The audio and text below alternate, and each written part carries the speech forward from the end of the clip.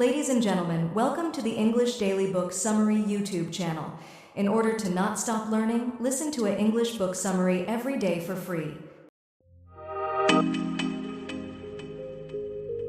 Tennessee Williams, A Streetcar Named Desire, a study of illusion and reality. A Streetcar Named Desire has many themes, but it's the clash between reality and illusion that animates Tennessee Williams' most famous play. Williams wrote it after a personal crisis triggered by his first literary breakthrough. In an essay on what he termed the catastrophe of success, he writes that success left him cold, literally that is. While his creative struggles had filled him with a hot passion, success numbed him to all he considered good, a lively interest in human affairs, plus compassion and conviction. These qualities, he says, are the precondition for art to be made and its reason to exist. Society, he implies, doesn't look kindly on these qualities. Art deals in magic and illusion, neither of which are much use in the rat race. In A Streetcar Named Desire, we meet a man who embodies that society.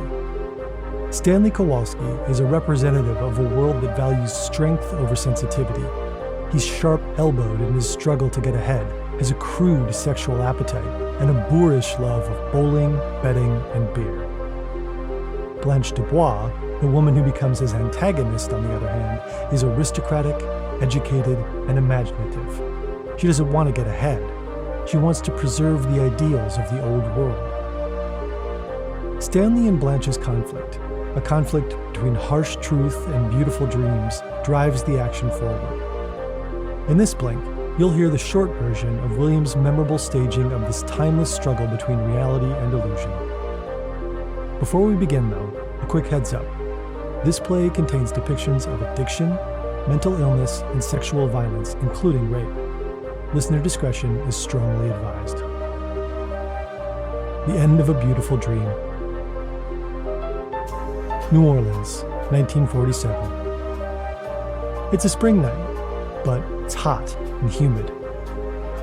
We're in the French Quarter, an old neighborhood as charming as it is disreputable. Pressed up against the Mississippi with its banana and coffee-scented warehouses, this part of town is mostly made up of two-story weatherboard houses. At night, bar lights twinkle in puddles, and murmuring voices fill the streets. Wherever you go, there's the sound of a tinny piano played by infatuated fingers.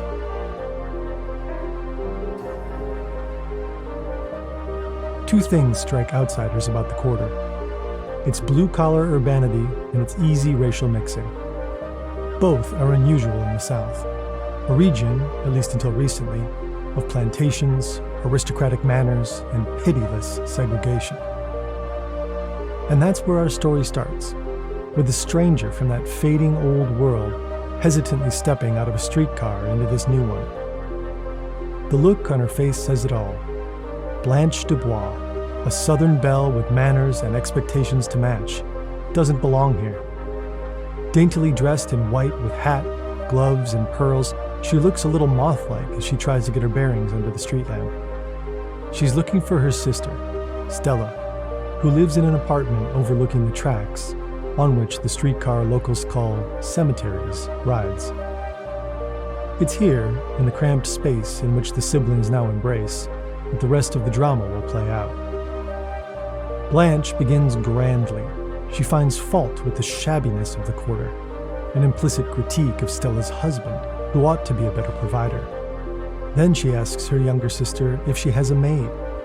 That puts Stella on the back foot, clearly a familiar position in this relationship. Stella replies that they only have 2 rooms, this one and, Blanche interrupts with pedantic precision, the other one. But these well-rehearsed roles don't quite fit. Blanche's haughtiness is a disguise.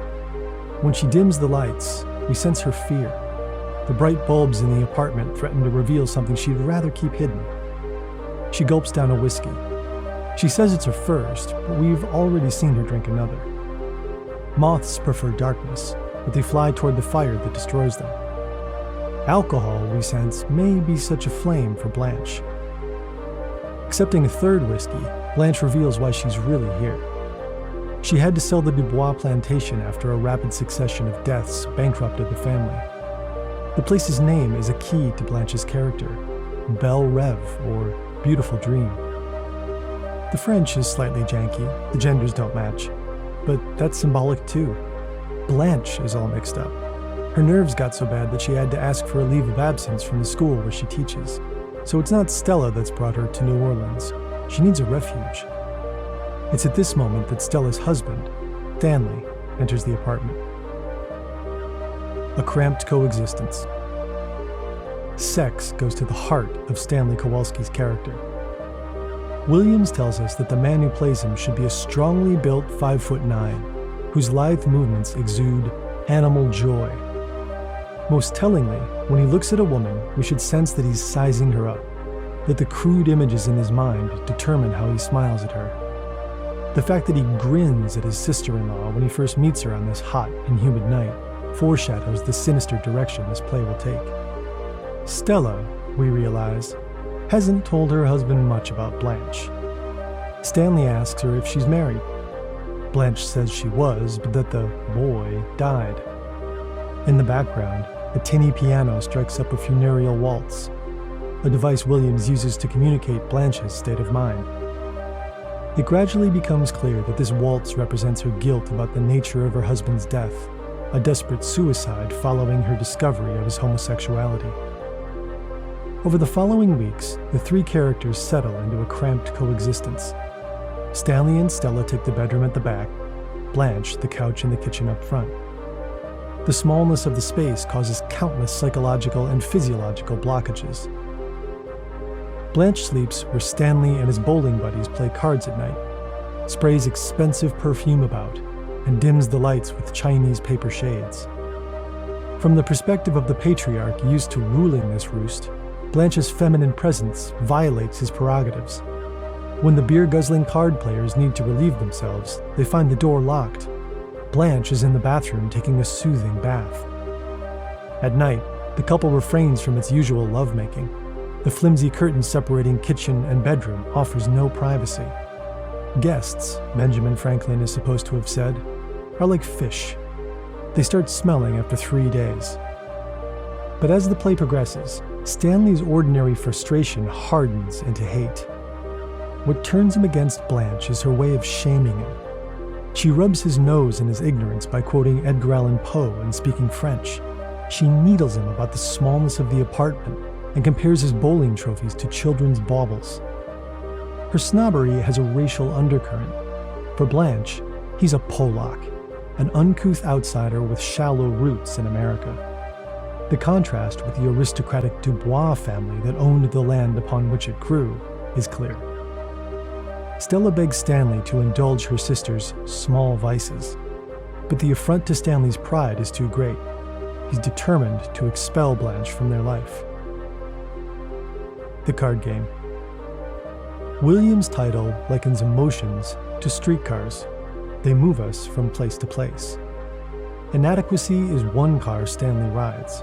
It takes him from shame to hatred and on to violation. Alone in the apartment one day, he rifles through Blanche's possessions. His suspicious mind turns the prop jewelry he finds into priceless pearls and rare rubies. Laughing at his naivete, Blanche bats away the suggestion that she cheated Stella out of her inheritance. The Duboises were a debauched bunch, she says. They frittered away everything on wine, women, and song. Selling Belle Rêve barely covered the bills they ran up in the course of their epic fornications. But when Stanley grabs a bundle of her dead husband's love letters, we sense that her coolness is a put-on. Distraught, she promises to burn them. Stanley understands the insulting implication. His mere touch is enough to compromise and corrupt. Stung, he strikes back, telling her that Stella is pregnant with his child, a revelation that horrifies Blanche. Stanley's slow simmering resentment finally boils over in the next scene, a pivotal moment in the play. It's a hot evening a few days later. The kitchen is lit with lurid nocturnal brilliance. Stanley and his friends are playing poker at the table. Smoke hangs in the air. Discarded watermelon rinds litter the floor. The room reeks of stale tobacco, sweat, and whiskey. The sisters are in the bedroom. At first, the two rooms are separate worlds, one masculine, the other feminine. Blanche, though, unites them. She undresses in front of the curtain, casting a provocative shadow onto the fabric that distracts one of the card players, a seemingly sensitive man called Mitch. When Mitch later crosses the threshold to use the bathroom, Blanche detains him with flirtatious talk. Stanley listens with growing irritation. He believes his wily sister-in-law is setting a trap for his naive friend. When Blanche turns on her radio, he explodes, hurling the device into the street. Stella protests. Stanley drags her outside and slaps her, hard. The men restrain him, putting him into the bathroom and dousing him in cold water. Blanche, who's been playing a game of her own, senses victory. Gallant Mitch promises the refuge she came to New Orleans to find. Stanley's violent outburst, meanwhile, might just be the wake-up call her sister needed. She leads Stella out of the apartment and away from her husband. But Stanley still has a hand to play. Cooled off and sobered up, he yells for Stella under the window of the upstairs neighbor's apartment where the women sought shelter. His voice is thick with remorse. Overcome by desire, Stella turns away from her sister, physically and emotionally. She glides down the stairs and falls into her husband's arms. A Streetcar Named Desire. The next morning, Blanche finds Stella in bed, lazily recovering from the night's exertions. She calls Stanley a madman. For once, Stella doesn't humor her sister. Instead, we hear her point of view. It's matter-of-factly modern. There are things that happen between a man and a woman in the dark, Stella says, that make everything else seem unimportant. That's nothing but brutal desire, Blanche counters. It's like the rattle-trap streetcar called Desire that bangs through the quarter as it goes up one old narrow street and down another.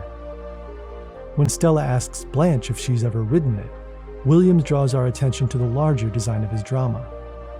Desire, he reminds us, was the name of the tram Blanche took before changing onto the line called Cemeteries. Desire brought her here, literally and figuratively. The following scenes take us from spring into summer. As the action unfolds, we learn about Blanche's past. The stories Blanche is told, we now see, are like the lanterns she places over harsh light bulbs. They flatter to deceive. It's Stanley who discovers the truth. It's his malicious revelation of these facts that begins Blanche's unraveling. Stanley first pours poison into Mitch's ear, telling him what he's learned from a salesman who regularly travels to the part of Mississippi from which the Dubois sisters hail. After selling Belle Reve, Blanche moved into a hotel called the Flamingo, a seedy place associated with prostitution. Blanche's behavior, Stanley tells Mitch, was so notorious that soldiers at a nearby base had to be warned not to have anything to do with her. As for her teaching job, there was no leave of absence. She was fired after having an affair with a 17-year-old pupil. She was all but driven out after that. Penniless and with a reputation in tatters, she came to New Orleans. Mitch, who was on the verge of proposing, breaks off his relationship with Blanche. During an angry showdown, Blanche admits everything. Mitch, though, is too drunk to process anything she says in her defense. It's one of the tragedies of this play that no one hears Blanche's side of the story except us, the audience. It wasn't lust that put her on the fateful streetcar named Desire, it was a betrayal. After finding her husband in bed with another man, she told him that he disgusted her. It wasn't true. She still loved him deeply. They were dancing to a slow waltz when she said it. Her husband rushed out. A gunshot halted the music. The illusion that had sustained her was shattered in that moment. She realized then that her lot in life was debt, death, and a guilt that could only be temporarily drowned in whiskey and carnal desire. It's symbolic of Stanley's victory that Blanche's words fail to move Mitch. Equally symbolic is what happens next. He tries to rape her, an attempt Blanche only thwarts by screaming fire and scaring him off. That, too, foreshadows the play's sinister conclusion. Illusion and reality. Until now, the piano has punctuated Blanche's words. As we enter the frenetic final scenes of this drama, it threatens to overwhelm them. We're not listening to an instrument being played in a bar down the street anymore. It's as though we're inside Blanche's head. Gunshots ring out, but the waltz goes on. Blanche, we sense, is very close to losing touch with reality. Stella has gone into labor, and we find Blanche alone in the Kowalski apartment, where she's preparing for her departure. She downs a whiskey and hurls flowery dresses into her trunk. She looks around nervously, pours herself another drink, and then resumes her task. We watch her cycle through these actions several times. Williams' direction tells us that the actor playing Blanche should try to suggest a growing sense of hysterical exhilaration. When Stanley enters the apartment, it's clear that he's also been drinking. He says the nurses at the hospital told him to go home. His bright shirt tells us he's been bowling. His triumphant air, that he won. He grins as he asks Blanche where she'll go. She invents a suitor who's promised to take her on a Caribbean cruise. This sensitive man, she says, values her mind and respects her privacy. That's just as well. He's cast enough pearls before swine. Stanley doesn't catch the biblical allusion, but he understands it's an insult. Blanche has implied he's a pig often enough. He also understands that it's a lie. He's been on to her from the start, he now says. Not once did she pull the wool over his eyes. He mocks her pretensions. She thought spraying perfume around and covering lights with paper lanterns would turn the place into Egypt and make her the Queen of the Nile. Blanche backs away, tripping into the bedroom. Stanley advances. Desperate, she grabs a bottle and waves it in his face. He snatches it out of her hand. "We've had this date from the beginning," he says, lifting her up and carrying her to the bed. Stanley wants to destroy Blanche, and raping her achieves his aim. When Stella returns from the hospital, she learns what her husband has done. Although Stella refuses to believe it at first, deep down she knows what he's capable of. The play ends as another poker game takes place in the apartment, and Blanche is in a catatonic state, escorted out by the staff of the mental institution where she'll be receiving treatment. Blanche resists until a kind doctor calms her. The game carries on as Blanche leaves, saying, "I have always depended on the kindness of strangers." Not only has the violation completely shattered Blanche's sanity, but has also destroyed the marriage. As the curtains roll down, Stella heads upstairs to pack her belongings and leave Stanley. Why does Williams choose to end on such a bleak note? As a number of critics point out, Stanley and Blanche are proxies for two larger forces, illusion and reality. We habitually favor the latter. Make-believe, we dismissively say, is for children. Williams sets out to make Stanley attractive. It's not by chance that he resembles the good-looking, tough-talking pragmatists who people American westerns and hard-boiled detective novels. Williams was suspicious of these kinds of heroes. By portraying Stanley as a brutal tyrant, he forces us to reckon with the dark side of qualities we often admire. In the end, it's not only Blanche who has to confront the harsh reality embodied by Stanley. The audience does too.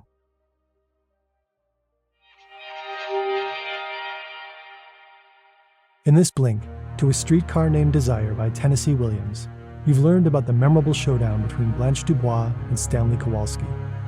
The two characters are proxies for forces that often feature in Williams' work, illusion and reality. Modern industrial society, as Williams depicts it through Stanley, is ambiguous. Admirably free of old-world prejudice, it also values strength over sensitivity. Blanche has her flaws. She is, among other things, hypocritical and snobbish. But her destruction at Stanley's hands is a brutal demonstration of the flaws of a society incapable of understanding and compassion. Okay, that's it for now.